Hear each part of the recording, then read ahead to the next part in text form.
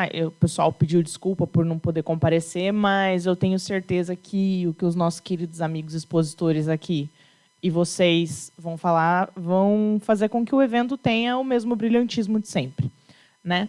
Eu, além de agradecer a vocês, queria fazer um pedido para que depois, saindo daqui, vocês falem, divulguem os nossos eventos, porque vocês, como figurinha carimbada, também devem perceber que no grupo a gente tem 300 pessoas e são sempre as mesmas 20 que aparecem, que ajudam, que se dispõem a fazer alguma coisa, que se dispõem a tirar alguma dúvida de algum colega de uma forma razoável, não de maneira irônica. E, assim, o sentido da nossa comissão é de nós para nós mesmos. Somos nós quem fazemos o evento, óbvio. A gente tem todo o apoio aqui da subseção, mas se a gente não fizer nada, a gente vai ficar uma comissão morta. E não é isso que a gente quer. O interessante é realmente essa troca, né? Não só nos eventos, mas também no dia a dia.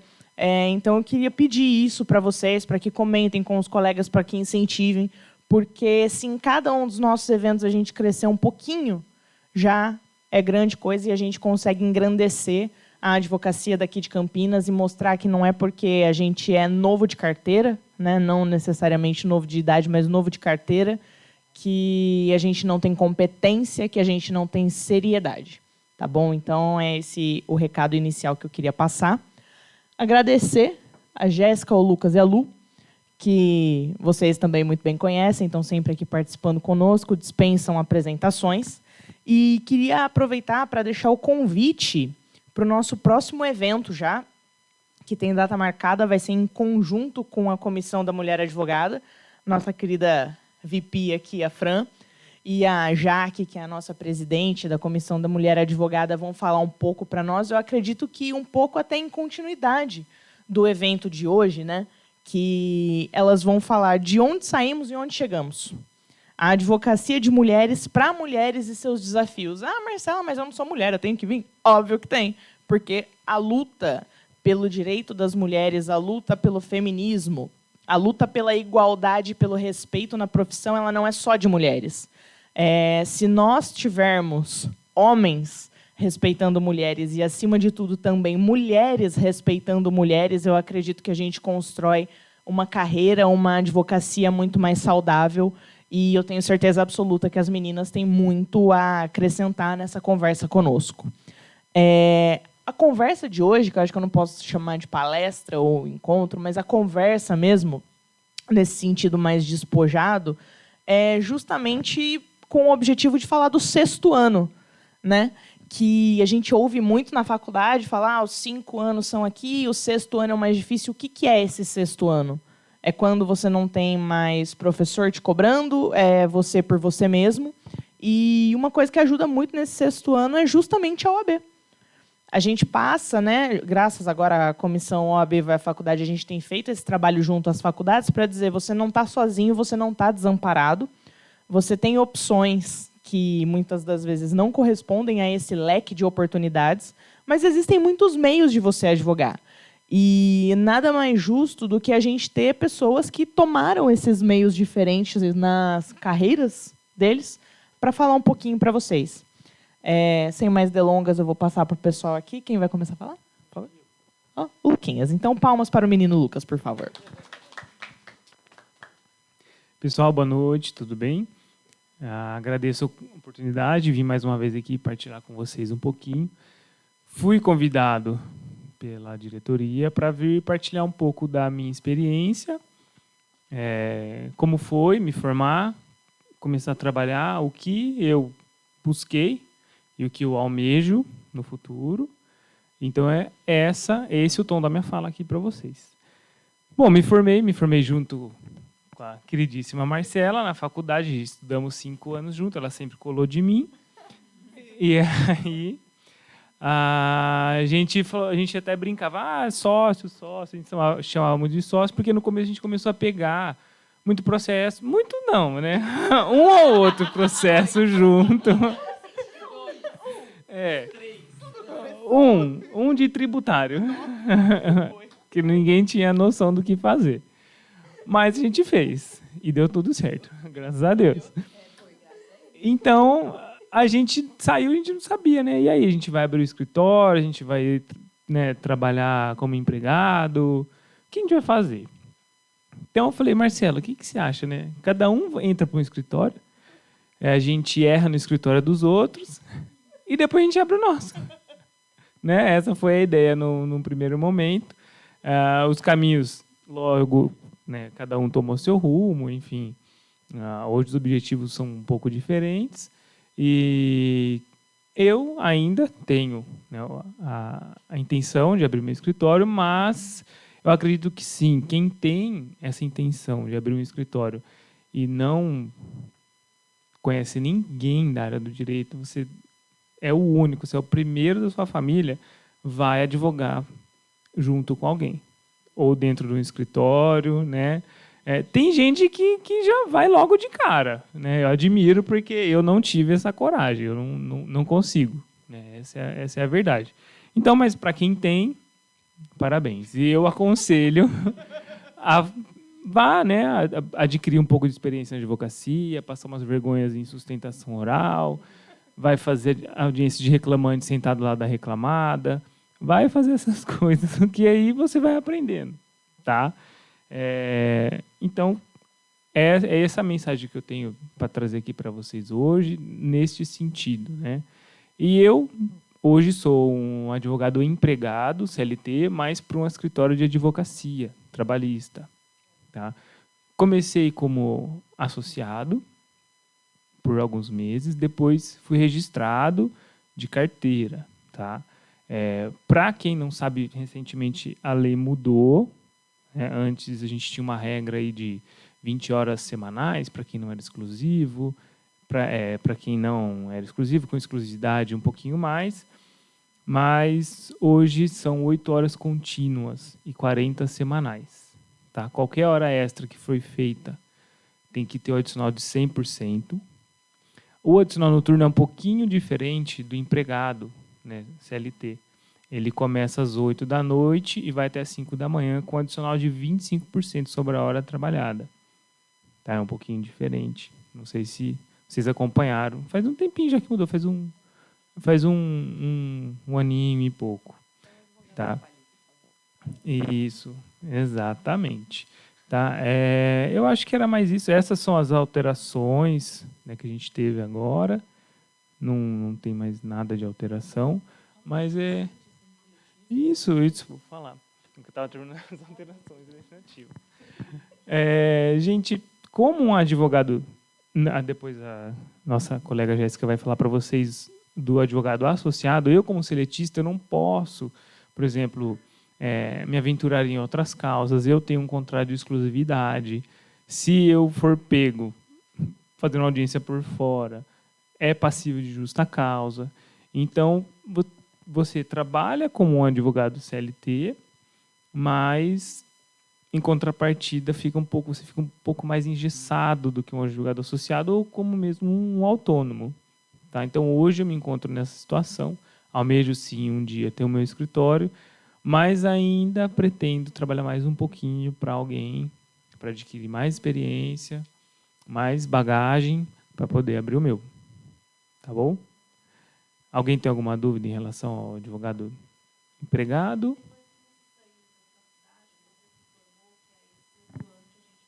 Uhum.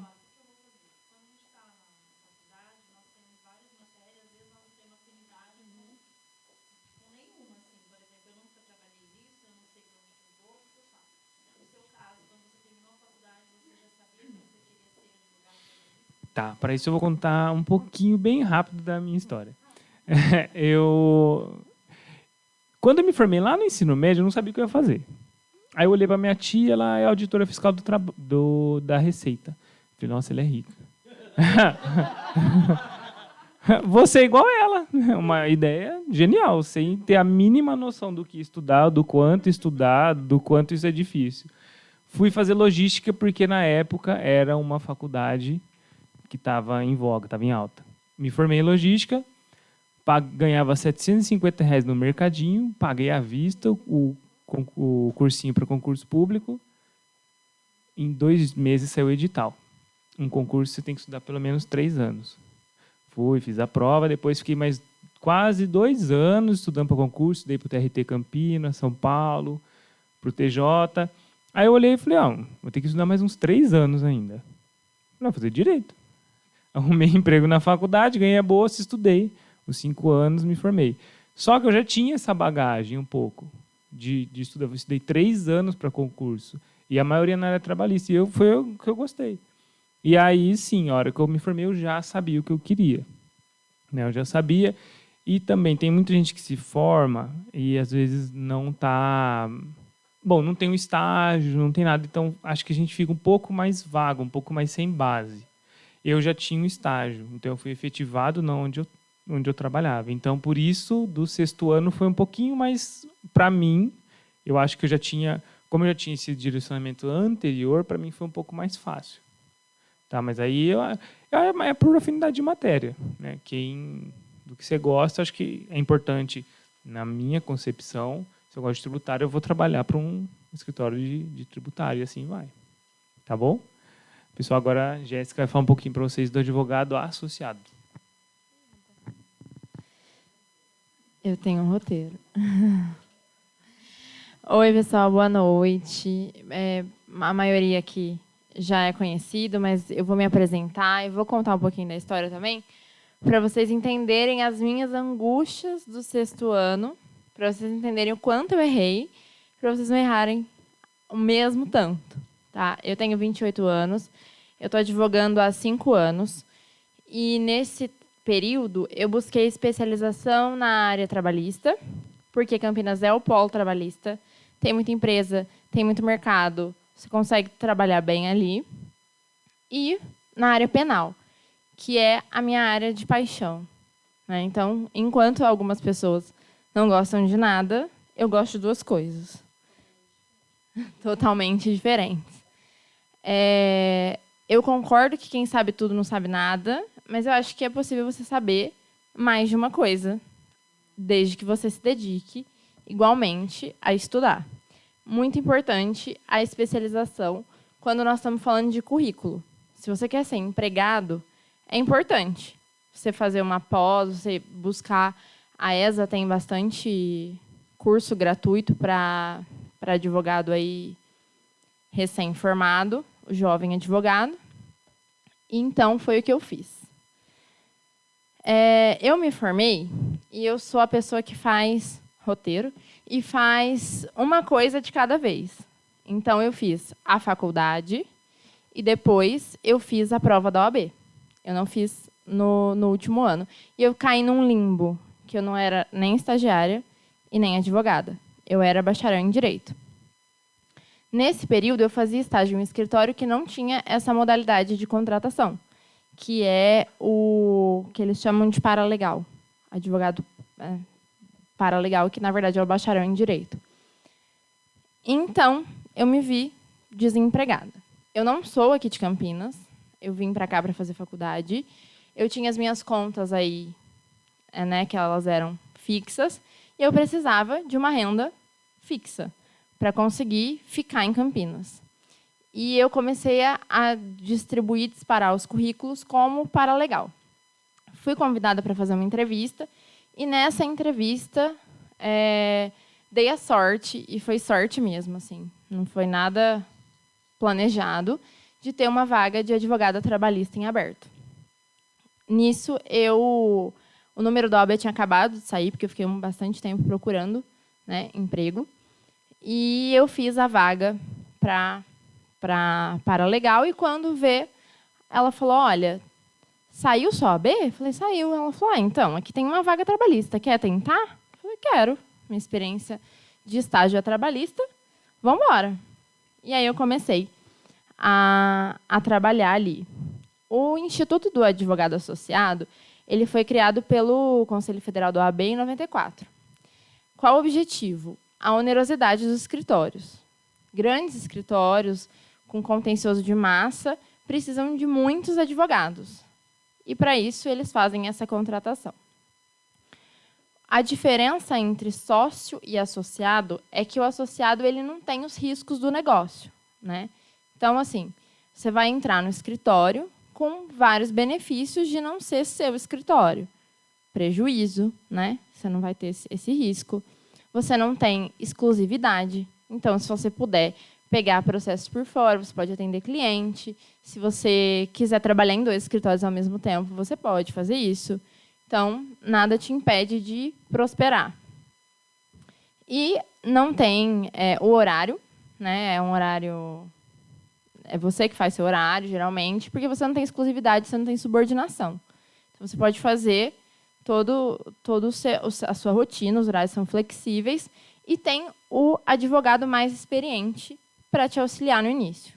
Como o Lucas falou, eu tinha esse receio também em sair abrindo meu escritório. Primeiro que eu não sabia por onde começar a abrir meu escritório.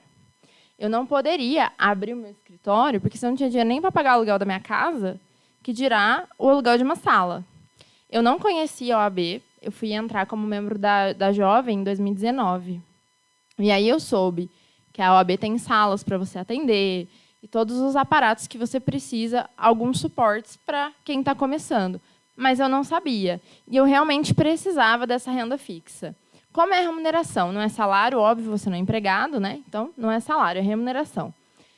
Geralmente, os escritórios fazem a remuneração fixa, né? Então, pagam um valor X por mês.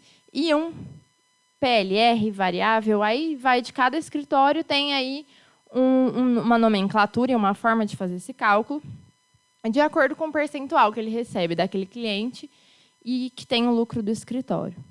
E é muito importante deixar isso bem claro, que eu não sabia disso quando eu fui contratada, eu não tinha noção do que era um advogado associado.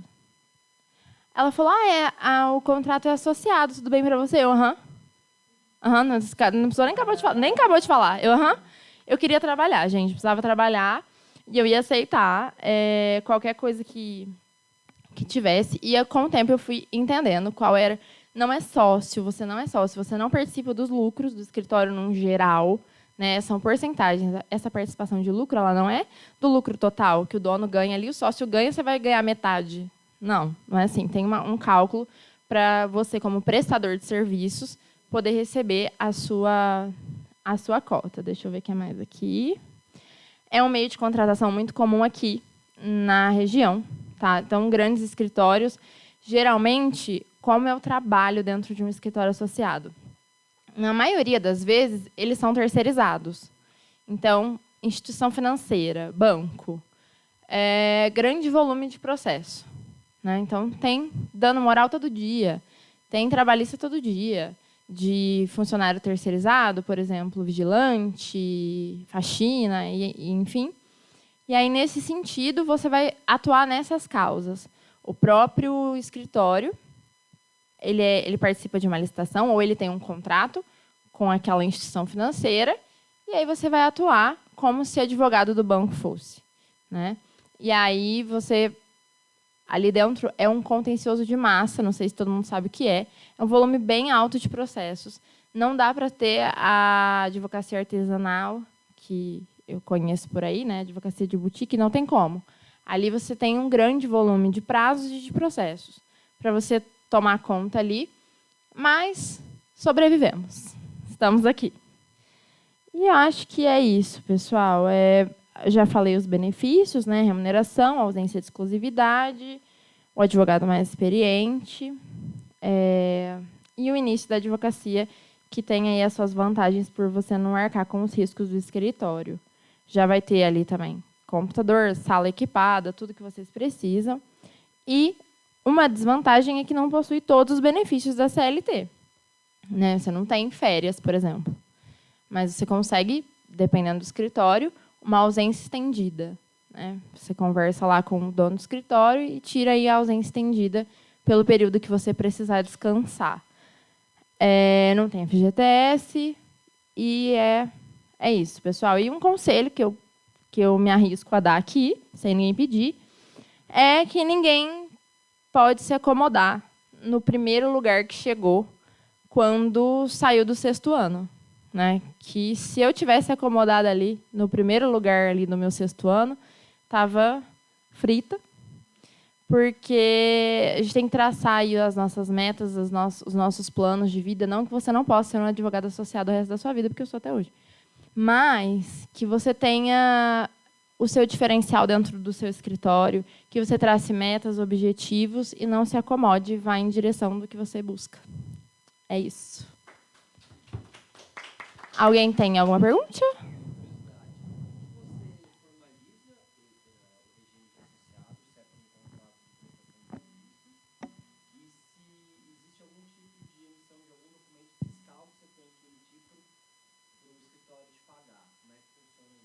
Não, não sou MEI.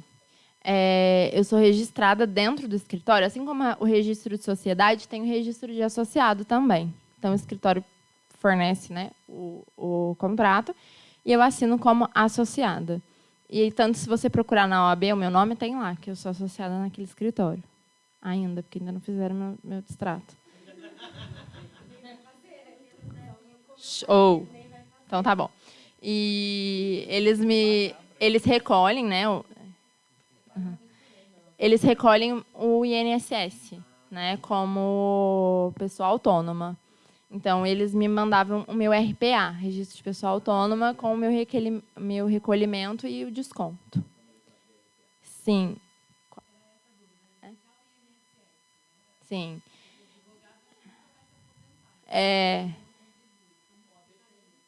Então, aí eu recebia inclusive declaração de imposto de renda, tudo direitinho, com base no meu RPA, eu sabia. Inclusive, se eu precisasse, né, licença maternidade e todas as coisas que são cobertas pelo INSS, eu tinha direito, inclusive acidente, né, e todo esse aparato é uma vantagem também.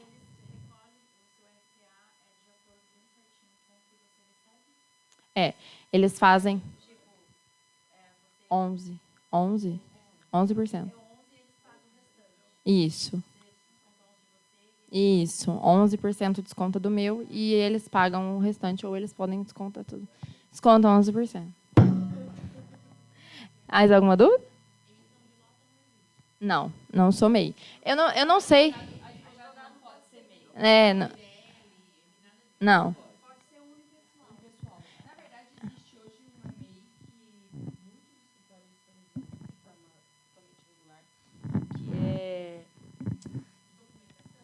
Serviços administrativos jurídicos.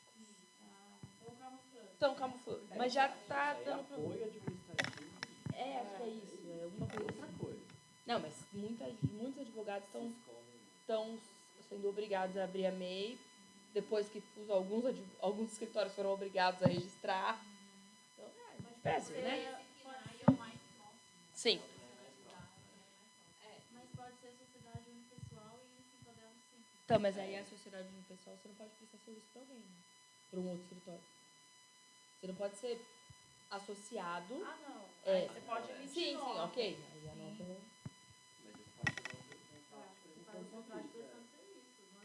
mas não como associado. Porque aí para o escritório já não vale a pena. É o caso dela, né? Ok, mas aí para o escritório já não vale a pena pagar o valor das notas. Assim. Eles querem fugir do pagamento. Só um último conselho. Pesquisem. Né? O escritório associado, às vezes, é muito atrativo. Pesquisa primeiro, né? Para ver se você está indo no caminho certo. Como que é o pagar? Na entrevista, pergunta. Como que é? Paga? Vai descontar? Vou receber? Vou ter que emitir nota? Né? Pergunta. É uma dica que eu dou, que eu não fiz. Eu não perguntei. Eu falei, Tão feliz. e fui com Deus. Deixa eu comentar. O que eu trabalhava antes era totalmente diferente do seu. E isso que eu falei muito porque eu era sócia de serviço. Então, foi o que eu falei. Você estava dentro do capital social, você recebe como lucro, porque aí não é tributado. E assim, te dou seu dinheiro, se você quiser sair, você precisa lá. Outro jeito de você Camuflar. E você faz a fiscalização, se tá certo ou não. Não faz bem. Você tem como fazer? Se você fazia parte da sociedade. Eu estava no contrato social. Mas Gente, quem pedir isso vai ser mandado embora. É isso que acontece. eu ia ser mandada embora, tinha umas 100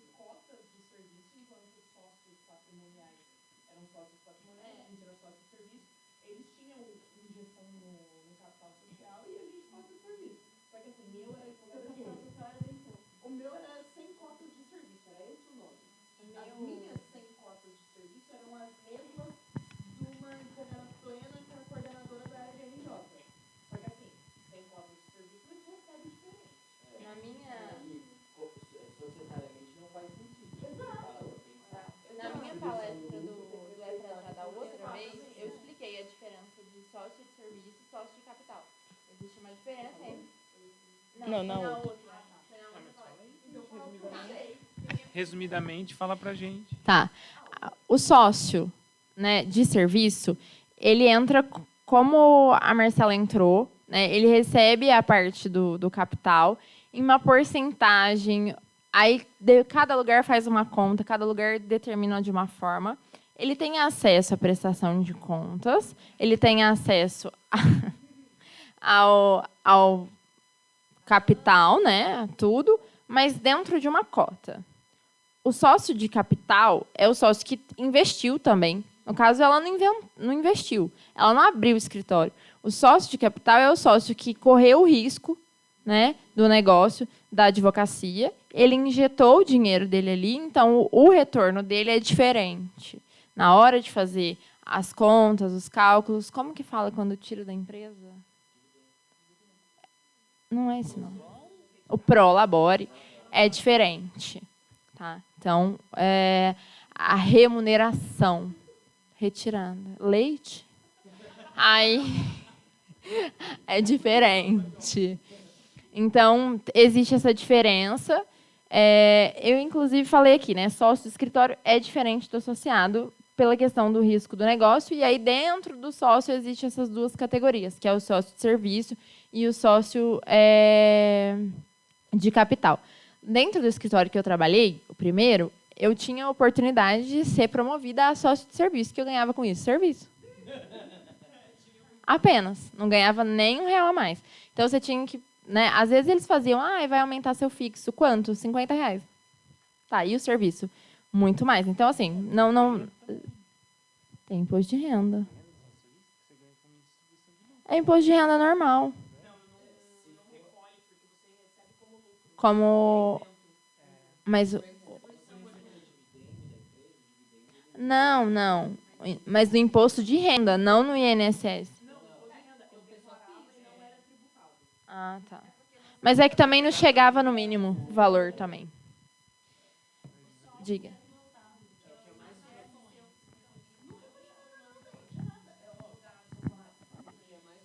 Não, é tudo no sócio de capital. Sócio de serviço, só de serviço mesmo. Ele entra num contrato como Mas eu não sei se, por exemplo, numa ação trabalhista, eu não cheguei a estudar sobre isso, e é uma coisa que eu tenho curiosidade. Se numa ação trabalhista, se eu vou conseguir penhorar os bens do sócio de serviço.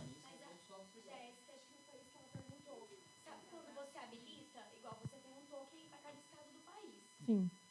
Tinha. Não, nada. Não. Todas as petições eram feitas. Não, mas isso na verdade por exemplo, no meu escritório, vou chegar nesse momento. A gente está fazendo uma transição para que tudo saia em um nome só. Isso não quer dizer que a minha sócia não tem responsabilidade.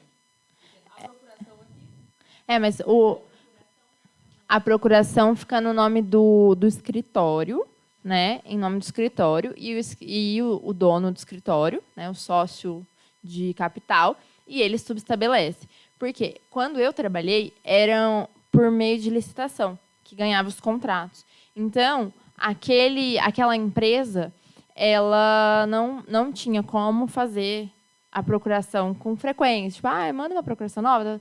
Era uma procuração única, padrão, que ganhou com a licitação. Quem ganhou a licitação? Escritório X. E aí, o escritório X subestabelecia. Até porque a rotatividade dentro de um escritório associado é muito alta. Às vezes, a pessoa entrou no subs, saiu do subs.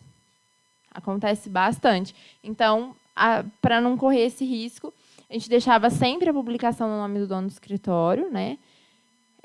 Para poder até esse controle que a Luana falou. Eu não sei se era uma manobra, mas acredito que não. Que é de sociedade, mas é por isso mesmo. Era para controle de publicação, porque senão começava a pipocar publicação no nome do advogado que ficou uma semana no escritório, e aí o que você vai fazer? Então, acho que era meio nesse sentido. Pode fazer.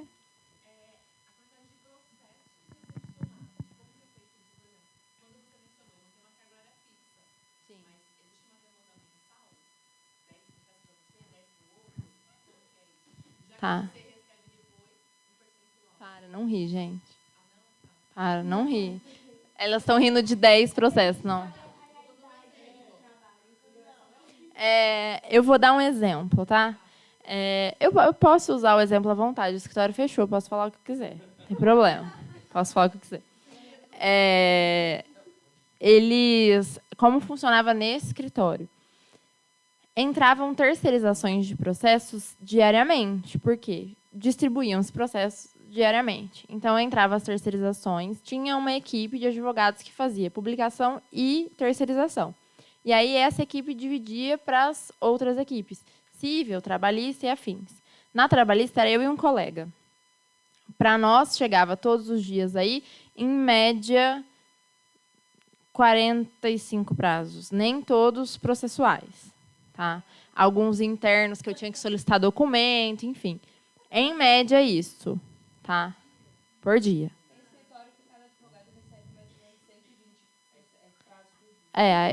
Mas assim,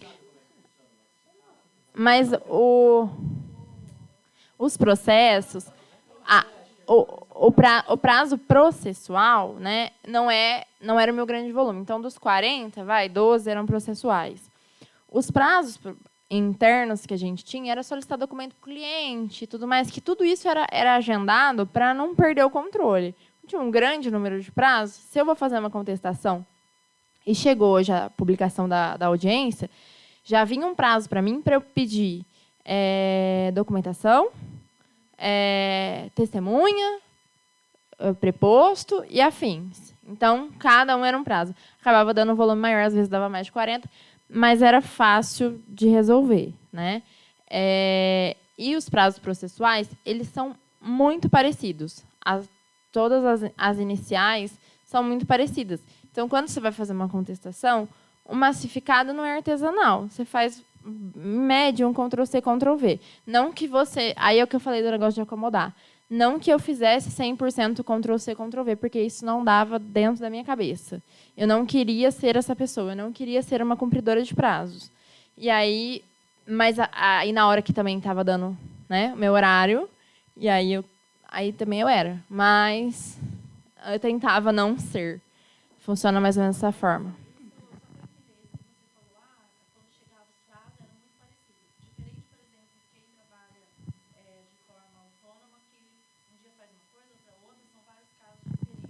Isso. Então era mais ou menos aquilo, não que você fosse Isso. mas o assunto estava dentro daquela peça. Mas, por exemplo, vigilante de banco. Meu cliente era... A parte contrária era um vigilante de banco. Eu estava pelo banco. Então, eu tinha que pedir liberação da responsabilidade subsidiária. Isso é um tópico pronto. Tem que eu falar.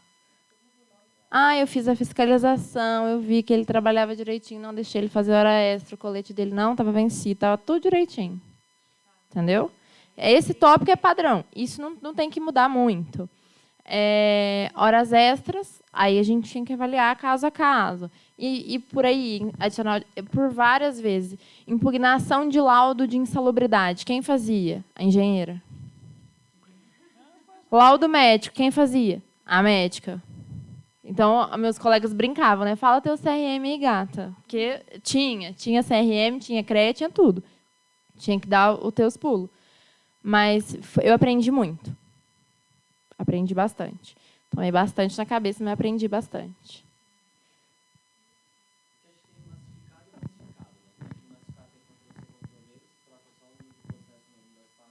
Sim.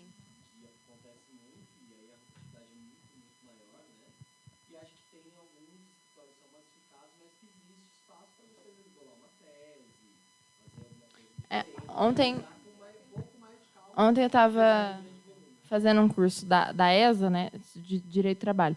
E aí um advogado levantou a mão lá e falou assim que teve um processo que ele pediu para retirar a contestação dos autos. E era contra banco. Aí eu lá na minha casa já imaginei, já sei o que a pessoa fez. Ela pegou o modelão geral, mudou o nome e tacou lá. E aí, por exemplo, Caixa Econômica Federal e Banco do Brasil tem um tópico de FIES, por exemplo. A pessoa está pedindo dano moral, porque clonaram o cartão. Aí você fala assim, não tem direito do FIES, tem que pagar o FIES. Quê? Então, assim, algumas coisas são feitas. Algumas coisas são feitas padrão para você ter um norte, mas não é para você copiar e colar. Eu já vi a pessoa contra-razoar o próprio recurso. Já vi, tá? Então, tá tudo certo. E é isso, gente. É muito doido, porque isso não é, assim, é uma coisa, é um serviço jurídico, ok, mas é um serviço jurídico que existe no mercado, que existem empresas que Sim, sim. acho que aí é a raiz do problema. Mas eu tenho até contato com a mãe do meu namorado, trabalha num escritório de advocacia como administrativo. E aí a dona desse escritório é amiga dela de muitos anos e comentou comigo. Ela falou, ó, é isso que as grandes empresas querem, é isso que os grandes bancos querem. E eles não querem que vocês trabalhem no home office, por exemplo. Se ele chegar no meu escritório e ver que tem só eu lá, eles vão dar um jeito de procurar um escritório que faça uma massificada raiz.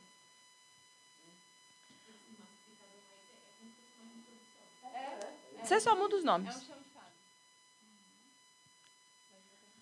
Existe, é legal porque ninguém fala disso na faculdade. Pintam um mundo Não. maravilhoso. Sim, tanto que na entrevista eu falei, aham. A gente tem bem mais coisa pra falar, né? Porque a maioria dos escritórios associados é pra não ter o CLT. Porque se você for ver, todo mundo tem vínculo de Com emprego. certeza. A maioria dos escritórios hoje estão no processo trabalhista, então Só que não tá sendo falado. perdendo por conta do vínculo, não. Ah, Por então conta faz desse mesmo. vínculo. Porque com esse monte de trabalho, como que você consegue pegar um trabalho por fora? A Jéssica mesmo, o horário dela, ela sabe que ela não saiu do escritório 2 da tarde. Gente, eu pegava o último ônibus que era 11h45 no Alphaville. Era o último ônibus. Não tinha outro, por isso que eu tinha que pegar antes de trabalhar. Exatamente, é pra não registrar mesmo o funcionário. Mas foi por isso que você comprou sua Ferrari. Você não falou essa Mas não parte. antes de estar. Eu posso ir lá buscar? Gente, Meu depoimento final. Foi por isso que eu comprei minha casa própria. Foi por isso que eu pago um terapeuta. Maravilhoso. Recomendo. hashtag importante. É um primeiro passo para você ter Hashtag contrato do Fernando. Gente, bom. O que você quer sentar aqui? Não, você vai falar o seguinte, por isso que até a lei mudou. Porque o CLT do advogado era muito preso. Era 6 horas, 8 horas. Agora pode falar. Gente, boa noite. Para quem não me conhece, meu nome é Luana. Acho que a maioria aqui me conhece. Eu acho que eu sou louca depois de tudo que eu ouvi aqui. Porque falaram que tinha que trabalhar em escritório antes e tal. E eu não fiz isso. Eu já fui bem louca mesmo. Mas eu acho que para contar minha história, eu tenho que começar dela um pouquinho para trás, assim. A primeira vez que eu disse que eu ia ser advogada, eu tinha 5 anos de idade. Com 6 anos, tem vídeo meu dizendo que eu ia tirar o moço da cadeia. Eu não sabia nem o que era isso. Eu assistia Gil Gomes e eu achava aquilo maravilhoso. Então, devo ter realmente algum defeito. Eu entrei na faculdade com 18, sabendo o que eu queria. Eu queria ser advogada criminalista. A minha mãe, eu acho que rezava todas as noites para que... Sei lá, minha mãe falou, não, faz medicina, filha, faz educação física. Você gosta tanto de jogar, faz educação física. Não, eu fui fazer direito. E eu sabia o que eu queria. E aí, quando eu entrei na faculdade, eu percebi que o que eu queria ia ser muito difícil. Porque eu queria ser advogada criminalista. Eu sou mulher, eu era nova, e nós vivemos numa cidade preconceituosa. Quantas advogadas criminalistas vocês conhecem? Quantas advogadas criminalistas vocês conhecem que trabalham em escritório de homens? Eu não conheço nenhuma. As que eu conheço, todas são autônomas. Todas. Quando eu saí da faculdade, eu tive muita dificuldade em passar na OAB. Eu estava, inclusive, falando isso para eles agora. Eu dava aula para os meus amigos de primeira fase. Chegava na primeira fase e eu tinha o piripaque do Chaves. Eu tinha frio, calor, fome, ânsia de vômito, dor de barriga. E aí eu fiz a prova 6 vezes. E eu disse assim, para quê? Meu pai é dono de empresa. Eu já sou bacharel em Direito, eu vou fazer administração e vou trabalhar com meu pai. Nesse meio tempo, minha mãe falou assim, não. Ela foi lá, fez minha inscrição na OAB. Na quinta-feira, antes da prova, ela falou, vai lá fazer a prova. Eu falei, que prova? Nem estudei. Ela falou, não, vai lá, já paguei. Falei, passar vergonha. Assim, quando eu estudava, eu não passava. Passei. Na segunda fase, eu fiz com o pé nas costas, porque era o que eu queria. Eu fiz direito penal. Ainda assim, Deus me botou uma coisinha ali, porque a minha prova foi a única prova que caiu uma queixa-crime na vida da OAB. Eu sentei lá e falei assim, eu quero ser advogada, eu não quero ser promotora de justiça. Mas fui, passei, deu tudo certo. Aí eu saí, passei na OAB, eu falei, e agora? Eu tinha um emprego bom, eu ganhava bem, num escritório, inclusive, bom, assim. Mas a minha chefe me chamou na sala dela e falou assim, eu estou te demitindo. Eu falei, mas por quê? Ela falou, porque você passou na OAB. Você não quer fazer civil. Você não quer fazer trabalhista. E se eu não fizer isso, você vai continuar aqui, você vai se acomodar. Aí eu saí e falei, e agora? Eu vou abrir meu escritório. Louca. Vou abrir meu escritório, deve ser super tranquilo. Eu compro um computador, uma impressora, é isso que eu preciso. Uma mesa. E fui. Abri meu escritório. Isso em 2015.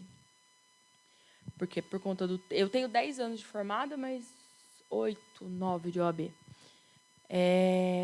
Abri o escritório, fiz umas cíveis no começo, levou 3 meses e meio certinho para vir a minha primeira causa criminal.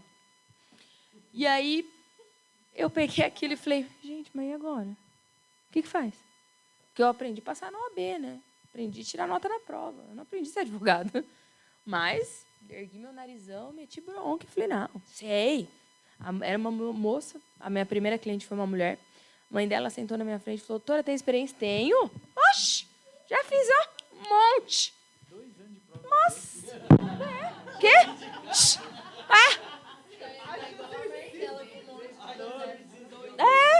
Nossa, tem experiência pra caramba. Nossa, droga, entendo tudo. Eu não sabia. De vida eu tinha um monte. De Gil Gomes, então, vixe. Como chamou? Da Atena. Sabia tudo da Atena. E fui. E aí, é uma segunda história que eu gosto muito de contar. A primeira vez que eu entrei no presídio foi feminino. Primeira vez. Ali. Bem ali. Isso. São Bernardo ali. Entrei, falei, e agora, né, gente? O que eu faço? Como é que faz para entrar nesse lugar? Porque nunca tinha entrado no presídio. Eu fazia estágio, eu sabia fazer despacho, eu sabia ir lá tirar foto do processo, sabia fazer tudo isso. Mas e aí, falar com o preso? Como é que fala com o preso? Eu vou entrar e vou imitar o primeiro advogado. Vai ter alguém na minha frente. E realmente tinha. Entrei, só que ele entrou antes, eu não sabia que não entrava junto. Não podia entrar junto. Falei, ai, meu Deus, agora ferrou. Falei, vou seguir o fluxo, né? Tinha umas plaquinhas, mas falou, vai atender no parlatório, doutor? Eu falei, vou. O que é parlatório? Não sabia, não. Depois descobri que é aqueles negocinho bonito de filme, né? Fica gritando, tá entendendo? Tá ouvindo? Alguns é no berro mesmo, porque, né, Brasil. Aí entrei ali no São Bernardo, você passa uma porta. Quem já foi lá no presídio, São Bernardo? Ninguém. Olha que belezinha. Vamos fazer um tour. Vamos. E eu acho que o melhor... Eu sei... É tipo isso. Eu tenho curiosidade de ir, e eu sei que eu não sou advogada. Agora a gente vai muito menos, né? Agora eu, por exemplo, vou muito menos por conta da pandemia. Graças a Deus eu atendo tudo online agora, perco muito menos tempo. Mas agora sim. Aí entrei a primeira porta. Falei, meu Deus do céu. Minha mãe tinha razão. O que eu estou fazendo aqui, Deus? Mas vamos. Aí eu falei, mas tem mais 2. Eu entrei, primeira porta passou. Aí, linda, loira, 24 anos, achando que... Porque hoje eu tenho 33. Hoje eu não faria isso, gente. Hoje eu fui pensando como eu era idiota. Entrei lá, uma porta gigante. Que parlatório. Só um momento, o advogado está lá dentro. Fiquei esperando. Aí eu senti uma mãozinha atrás de mim. Advogada? Eu olhei para cima e fiz assim. Primeira vez que está aqui, né? Vou te explicar uma coisa. Quando você entrar num presídio, você nunca fica de costas para o que você não está vendo o que está acontecendo. Sua costa fica sempre no portão. Se tiver uma rebelião aqui, teu pescoço roda. Eu fiz assim. Virei. E, gente, uma presa. Uma presa. Não, e eu acho que assim, ela quis me ajudar realmente. Ela não. Porque realmente, gente, eu tava de costas pro pátio. E 1000 vezes eu entro no masculino pelada. No feminino, você parece uma carne entrando no açougue. Porque, gente, imagina um monte de mulher olhando para outra mulher que tá de salto, cabelo feito, maquiada, unha bonita. Elas estão ali tratadas igual bicho. Elas usam miolo de pão como absorvente íntimo. Poxa, é óbvio que ela vai ficar olhando para outra mulher. Não é nem maldade, é natural da mulher, do homem, do ser humano. Entrei, falei com a menina, falei, nossa. A menina tinha 18 anos, ela tinha acabado de fazer 18 anos. Ela fazia PUC, administração na PUC. Começou a namorar um menino e foi roubar um carro com ele para sentir a emoção. A emoção dela durou 4 anos presa. Acabou com a vida dela, acabou real, assim, porque ela saiu outra pessoa, né? E aí, beleza. Foi assim que eu abri meu escritório. Mas aí eu falei, gente, tá, mas e aí? Como é que... O que faz? Porque na época eu não vinha na OAB, eu não tinha amigos, tipo, advogados. Eu sou a primeira advogada da minha família. Todo mundo da minha família ou é da área de engenharia ou da área de exatas. Eu era a única de humanas. Muita gente batia na porta do meu escritório e eu sentia aquele preconceito. Nossa, mas ela é muito nova. Não era certo isso aí. E aí eu comecei a fazer parcerias. Eu entendi que eu não precisava fazer tudo, mas eu precisava falar sim para tudo. Comecei a fazer parcerias. E aí foi assim que eu conheci meu primeiro sócio. Ele era meu parceiro, ele fazia a parte trabalhista do meu escritório.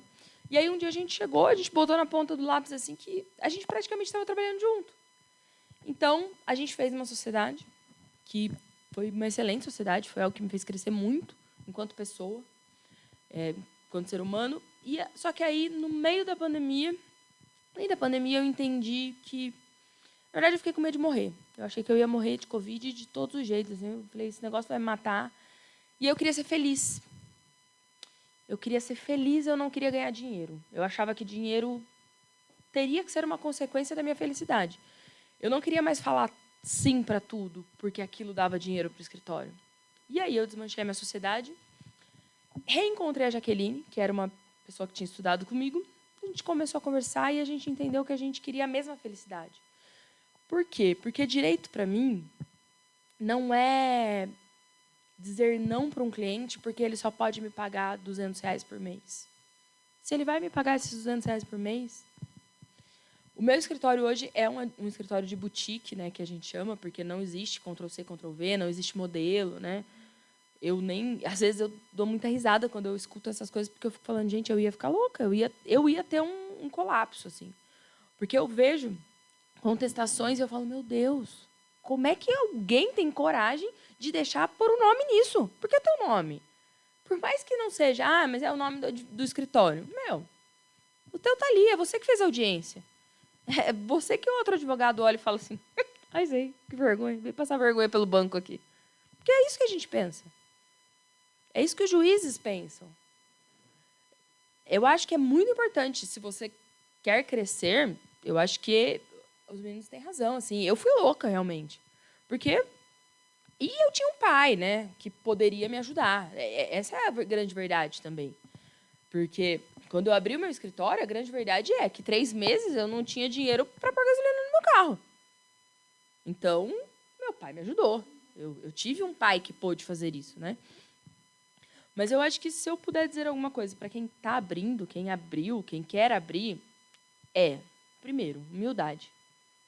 Humildade de... Eu ligo para a Luciana até hoje, Luciana Freitas. Eu ligo até hoje para ela, faz 10 anos que ela entregou meu diploma.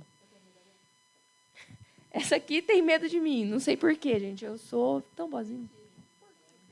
Até hoje eu ligo e falo, Lu, porque hoje eu faço também área de família, mas muito por conta da Lei Maria da Penha. E uma hora ou outra tem algumas que eu falo, gente, mas onde que eu estava nessa hora na faculdade? Certamente no bar. Fato. E eu ligo para a Luciana e falo, tô com esse negócio aqui, o que eu faço aqui? E Isso para mim não é feio. Feio, eu sempre falo isso quando eu ia entregar carteiras da OAB, né? Porque eu fui presidente, eu falava que feio não é você pedir ajuda. Feio é você errar com o seu cliente porque você não teve coragem de pedir ajuda. Isso é muito feio. Errar não é feio, perder prazo não é feio. Vai acontecer, gente. Já aconteceu comigo. Nunca, graças ao bom Jesus, um prazo sério. Mas eu já perdi prazo. Já perdi. Eu e meu TDAH, então, misericórdia. Nossa Senhora. A Fran agora trabalhando lá com a gente vê a Jaque falando, você fez tal coisa? Porque eu preciso disso. Eu preciso de uma cobrança, porque eu esqueço. Eu, real, esqueço. Mas não é feio, sabe? É feio isso, de você não ter a humildade de falar, putz, não sei fazer isso aqui. Eu vou expor, porque eu posso, é meu amigo e eu posso. O Eric poderia ter ganhado um dinheiro muito grande no final do ano passado com o processo. Mas ele teve a humildade o suficiente de falar assim, eu vou fazer cagada. E se ele fizesse essa cagada, ia ser muito feia. Ele chegou para mim e para a Jaque e falou, gente, eu tenho isso aqui. A gente pode fazer junto? Ele poderia ter ganho dinheiro sozinho. E ele dividiu. Para não errar, para não fazer feio. Porque, assim, eu tô com 10 anos de formada em Direito. Hoje o meu nome está sendo feito. Hoje as pessoas passaram a me conhecer um pouquinho, muito pouco. Mas passaram a me conhecer. Uma cagada, um cliente insatisfeito, um reclame aqui, uma marcada no Facebook, no Instagram, ou sei lá onde. Acabou. Não precisa de duas. Não precisa. A minha carteira de cliente, diferente da deles, não vem pronta. Não vem. Se eu não batalhar, se as pessoas não me indicarem, meu escritório fecha. Se o meu cliente não gostar do meu trabalho e não falar para o amigo dele, não, procura lá. Às vezes nem sabe se eu faço. Não, procura lá, procura a doutora Luana, porque ela vai te dar atenção. Acabou para mim. Então, eu acho que esses são os pilares da advocacia quando ela é autônoma. Humildade, confiança, confia em você. Eu confio em mim, eu confiei em mim. Louca, mas confiei e confio até hoje. Eu confio em mim você tem algum medo? Não, você tem medo de morrer porque um cliente vai dar um tiro na tua cabeça? Não. Sabe por quê? Porque eu nunca menti para um cliente meu. Eu nunca falei para meu cliente, não, fica tranquilo, 60 quilos de cocaína? 2 dias você está na rua. É uso. Uso de quê, gente? Eu dar uma festa rave pra galera toda usar, né? Só se for. Eu nunca fiz isso, sabe? E eu sempre joguei com as cartas que estavam na mesa. E eu olhei as cartas do meu adversário. Em que sentido? Eu já entrei em audiência para aguardar a minha, e eu faço isso até hoje, tá? Quando a audiência é presencial, se a minha audiência é às 2h, eu entro a 1 e fico ouvindo audiência. Gente, nada melhor do que aprender com outros colegas. Então, até hoje eu faço isso e eu vou morrer fazendo isso. Se eu vou ter que ficar esperando, eu fico esperando dentro da sala de audiência. Eu já entrei em sala de audiência e ouvi a seguinte conversa ali. Não, doutor, eu quero ouvir a testemunha X. O juiz vira para o advogado e fala assim, não, doutor, não tem certeza? Já estou convencido.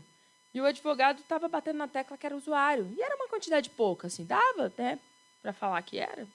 Doutor, mas eu já estou convencido, já está tudo certo. O juiz falando. O promotor virou e falou assim, doutor, não precisa disso, vamos acabar, tem audiência atrasada. Não, porque eu quero ouvir fulana. Tá bom, chama fulana. Ô, dona fulana, o fulaninho mora perto da senhora? Mora desde pequenininho. Ô, dona fulana, e o fulaninho usa droga mesmo? Imagina! Nunca vi esse menino dando trabalho com droga com a mãe dele. Acabou. O cara foi condenado no tráfico. Ué, se a testemunha falou que ele não usava droga, a testemunha estava lá para falar do bom comportamento dele. Então, assim, o juiz já estava dizendo que ele ia. Então, observa o jogo. Não seja petulante. Quando a gente é autônomo, a gente não pode ser petulante. Porque é o teu nome. É diferente deles. Quando você erra com o nome dos outros, você está errando com o teu. É o teu pendrivezinho que está lá no computador. É o teu... É uma outra pessoa também ali do outro lado. Sim, mas e não é... Mas assim, vocês também. E está tudo bem. Mas está tudo bem. Tá.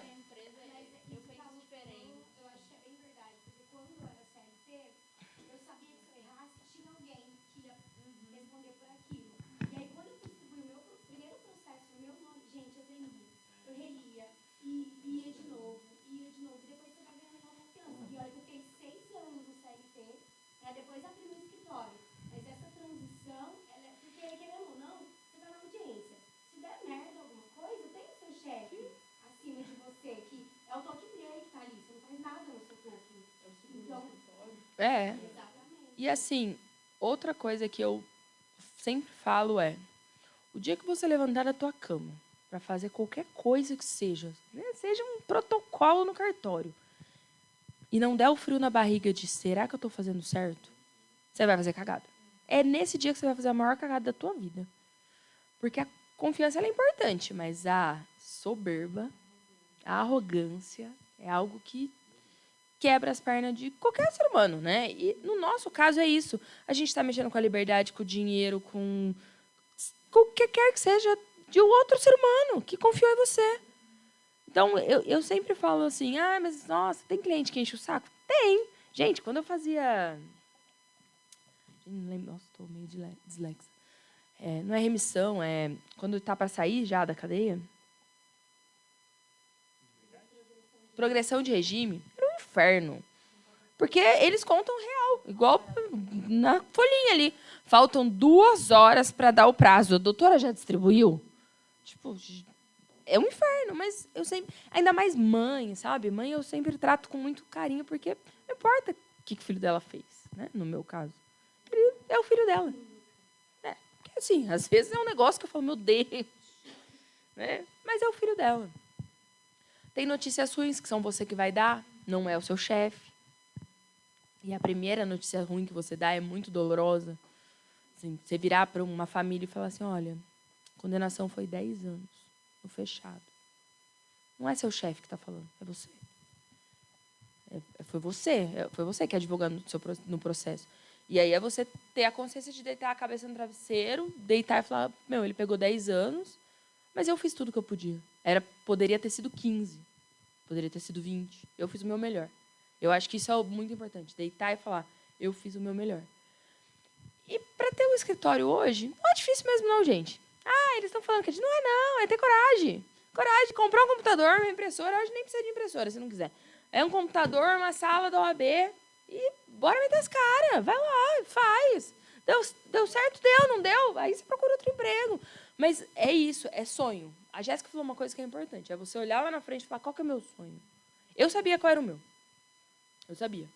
E o meu sonho, hoje eu não tenho a mínima vergonha de dizer isso. Tenho 2 sonhos hoje. Dar aula em faculdades. Hoje eu dou aula em cursinho preparatório. Mas eu quero dar aula em faculdade porque eu quero fazer a diferença na vida das pessoas. Não é pela grana, porque ganha mal. É para fazer diferenças na vida das pessoas. E dar uma entrevista no Fantástico. Já que o João morreu, é no Fantástico. Eu quero dar uma entrevista no Fantástico. Advogada de Campinas fala sobre o processo. Eu quero que todos os meus amigos olhem e falem, cacete, ela chegou lá. Que isso? Imagina, aquele idiota, sangue fica vazando. Gil Gomes eu daria. Eu achava ele incrível. Mas o meu objetivo de vida, o dia que vocês verem lá, Luana Lance, no Fantástico, pode falar. Marca. Porque eu dei uma entrevista para a IPTV e eu já achei que eu era a última traquinas do deserto, assim, Nossa! Achei que eu era incrivaça, assim, não sabia nem o que estava falando. As minhas palavras foram, eu vou analisar o inquérito e depois volto para falar com vocês. Minha mãe achou que eu era maravilhosa. Nossa Senhora! Então, é isso. É você ir para eu sei que para eu chegar no Fantástico, eu tenho que estudar muito. Porque eu não vou defender o Fernandinho Beiramar se eu não estudar. Não vou. Eu tenho que estudar muito. Eu tenho que fazer meu nome. E eu faço meu nome de passinho em passinho. É isso. É isso que eu tinha para falar para vocês, gente. Nem sei, né? Alguém quer perguntar alguma coisa? Quer falar alguma coisa? Quer me xingar? Tacar...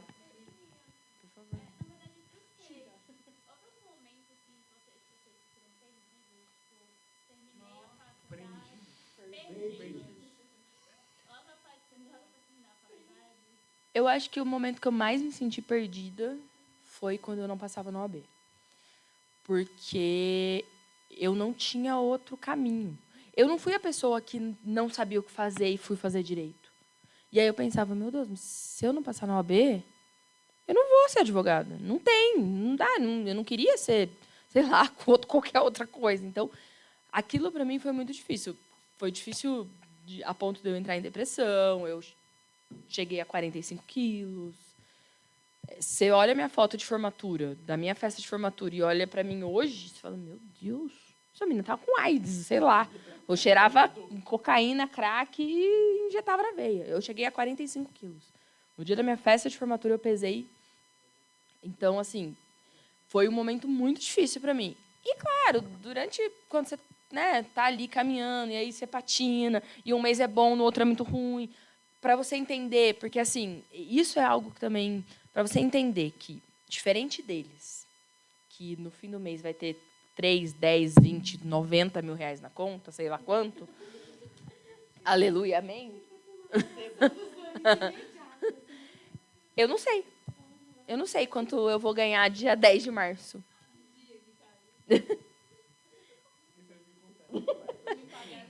Não? Chegou não? Então, eu não sei. E isso é muito difícil. E você aprender assim, não, beleza. Esse mês eu ganhei um processo legal, eu ganhei 20 mil. Quanto custa o meu escritório nos próximos 6 meses? Ah, custa 10. Então, eu só ganhei 10. E a primeira vez que cai um dinheiro na tua conta, você só quer saber de gastar. Você só fala assim, eu posso ir para o Caribe, eu posso ir para Maldivas, eu posso tudo com esse dinheiro. E vai chegar o mês que vem. E ele chega. Chega para todo mundo. A primeira vez chega para todo mundo. É terrível. Eles têm que falar, né? Fiquei perdida, bem perdida. Hoje, eu tenho... primeiro, fazer uma pergunta. Você assistiu o congresso do ano passado, da Jovem? Não? Tá. O ano passado... da CEO é da Mulher Advogada. O ano passado, o Marco Antônio deu uma palestra e, para mim, ele estava falando todas as porcarias que eu fiz de errado. Que ele estava falando o que faz de errado. E, para mim, ele tava com a câmera escondida na minha vida. Entendeu? E depois, como que poderia ser uma possível, né, virada, uma virada de chave. E comigo foi bastante isso que aconteceu. Eu fiquei um tempo acomodada e a minha depressão, ao contrário da Luana, eu engordei. Então, se você pegar minhas fotos da formatura, também não é a mesma pessoa. Aí você vai pensar, nossa, a Jéssica engoliu aquela menina. Porque é o contrário. Foi bem difícil, assim, porque eu cheguei numa fase atolada de prazos, sem conseguir sair dali, porque eu precisava pagar minhas contas. Não conseguia pegar processo por fora, porque eu não conseguia dar conta nem do que eu estava fazendo ali, entendeu? E aí eu fui entrando num ciclo. O que, entre aspas, me salvou foi a pandemia. Porque nesse momento, eles me deram um suporte que eu nem esperava, que foi o home office ad eterno, até eles quebrarem e fechar. E aí eu fiquei nesse home office por um período, aquele negócio, tem que dar graças a Deus que eu tenho emprego, porque a pandemia está aí e eu tenho dinheiro, e tem gente que tinha gente, não, ainda não, tinha gente que estava, por exemplo, autônomo, que não estava conseguindo angariar cliente, estava fechando as portas, estava muito feia a coisa, então vamos dar graças a Deus que tem emprego. E fui. E nisso de vamos dar graças a Deus que tem emprego, comecei a ficar fazendo home office na cama, deitada, sem arrumar um cabelo. Tomava um banho, estava ótimo. E aí, não, o banho estava tendo diariamente, mas só. Eu não tinha hidratante, banho tinha, não tinha mais nada, era o banho e o pijama. E aí foi. Até que teve uma hora que eles vieram falar que já estava prestes a quebrar. E eu falei, agora? Eu tinha entregado meu apartamento aqui de Campinas, tinha voltado para casa da minha mãe em Minas. Tava o fundo do poço, 10 metros de lama e eu lá embaixo. E ali eu fiquei... Entrei? Eu enfiei lá no fundo. Eu só dormia. Só nada. Eu fui engordando, comi, dormia. E não conseguia pensar de onde vinha isso, sabe? E aí, com a terapia, eu fui vendo que tá na hora de fazer alguma coisa. E aí eu tracei outros objetivos. Eu comecei a mandar currículo de novo para escritório associado de novo e fui contratada em um outro escritório que eu estou trabalhando hoje. Não deixei aquele escritório. Ele era home office. Eu não sou associada. Eu tenho essa liberdade. Mas era uma fase que eu conseguia fazer isso. Porque os processos deles já estavam diminuindo de volume. Então, eu consegui fazer isso. Consegui ter os 2 escritórios ao mesmo tempo. Voltei para Campinas e fui me erguendo. E aí eu sentei e pensei, agora? Mas não é isso. Não é isso. Eu não vou viver essa vida para sempre. Meu objetivo é ter os meus clientes. Meu objetivo é migrar de área. Eu quero ser uma advogada criminalista. Eu não vou ser uma advogada trabalhista o resto da vida. Eu posso ser uma advogada trabalhista também. Posso. É que eu gosto também, eu aprendi a gostar. E, enfim, aí eu fui... Hoje eu tenho uma meta muito certa, sabe? Muito direta. Mas acho que esse negócio, eu não acreditava. A Franciele me deu um livro lá de... O milagre da manhã. Para você fazer. É você ter metas e sonhos, escrever nos papeizinhos. Eu falava, eu não vou ler isso, não. Não li. Não li isso. Não li. Tá lá no papelzinho. Mas, aí eu ouvia pessoas falando sobre metas. Tem que ter meta. Tem que ter... E eu falava, vai dormir. E eu falei, não, eu tenho que ter uma meta. Realmente, essa pessoa está certa. Não do milagre da manhã, mas de ter uma meta, sabe? De saber aonde você quer chegar. Igual a outra quer chegar na entrevista do Fantástico. Se Deus quiser, logo chega. Fala, minha amiga do Fantástico. Mas você tem que ter uma meta. Para você saber. Porque daí fica mais fácil. Quando você sabe onde você quer chegar, você sabe que caminho que você vai. Que quando... A coach, ó. Baixou aqui. Porque quando você não sabe... 28. Não acho. Eu sempre olho, juro. Não. Não, é que é no sentido de, por exemplo, eu olho para trás e eu falo, cara, talvez eu podia ter melhorado e ter pensado e ter dado um up na minha advocacia. Gente, me formei com 21 anos. 22 anos. Tudo bem, cada um tem seu tempo. Não, eu não acho, porque com esse negócio do tempo que eu passei no fundo do poço, entendeu? É nesse sentido que eu estou falando. Eu podia ter me reerguido há um tempo atrás. Eu podia ter definido essas metas, esses objetivos há um tempo atrás com mais clareza e ter conseguido sair do fundo do poço antes. Né? Mas não questão de idade, eu acho que de carteira. Né? Eu não me sinto jovem de carteira mais. Então...